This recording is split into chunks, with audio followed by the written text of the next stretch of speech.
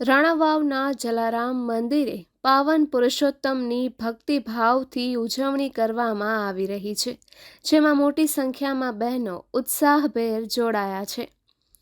હાલ પવિત્ર અને પાવનકારી પુરુષોત્તમ અધિક માસ ચાલી રહ્યો છે, ત્યારે સમગ્ર પોરબંદર પંથકમાં ભક્તિનો અનોખો માહોલ જોવા મળી રહ્યો છે.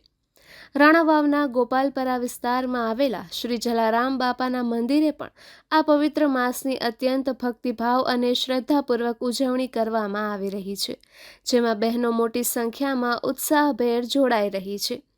પુરુષોત્તમ માસનું હિન્દુ ધર્મમાં અનેરું મહત્વ છે. ખાસ કરીને મહિલાઓ આ માસમાં ભગવાન વિષ્ણુ અને ગોર માવડીની વિશેષ આરાધના કરતી હોય છે.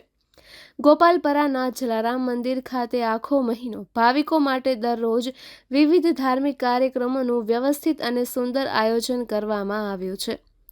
દરરોજ સવારે 10 થી 11 વાગ્યા સુધી મંદિરમાં બહેનો દ્વારા પરંપરાગત રીતે ગોરમાની કાંઠા ગોર પૂજા અર્ચના કરવામાં આવે છે. આ સમયે મંદિરમાં મહિલાઓ દ્વારા ગવાતા ભક્તિ ગીતો અને ગોરમાના ગીતોથી વાતાવરણ ગુંજી ઉઠે છે.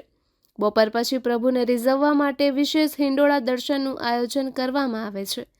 દરરોજ સાંજે 5 થી 7 કલાક દરમિયાન ભક્તો ભગવાનના અવનવા શણગાર સાથેના આકર્ષક હિંડોળા દર્શનનો આહલાદક લાહવો લે છે. હિંડોળા દર્શનનો સમય પૂર્ણ થયા બાદ મંદિરમાં સંધ્યા આરતી ઉતારવામાં આવે છે. આરતી પૂર્ણ થયા પછી પણ ઉપસ્થિત તમામ દર્શનાર્થીઓ અને ભક્તોને પ્રસાદીનું વિતરણ કરવામાં આવે છે. જલારામ મંદિર દ્વારા આયોજિત આ દૈનિક ધાર્મિક મનોરથનો લાભ લેવા માટે રાણાવાવમાંથી મોટી સંખ્યામાં બહેનો દરરોજ ઉમટી પડે છે. સવારની ગોરમાની પૂજાથી લઈને સાંજની આરતી સુધી મંદિર પરિસરમાં ભારે ભક્તિમય, દિવ્ય અને પ્રફુલ્લિત માહોલ સર્જાય છે. ધર્મપ્રેમી જનતામાં આ આયોજનને લઈને ભારે ખુશી જોવા મળી રહી છે.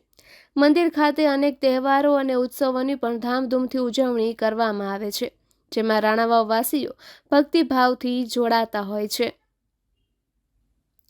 રાણાવાવથી સુનિલભાઈ માખેચાનો રિપોર્ટ.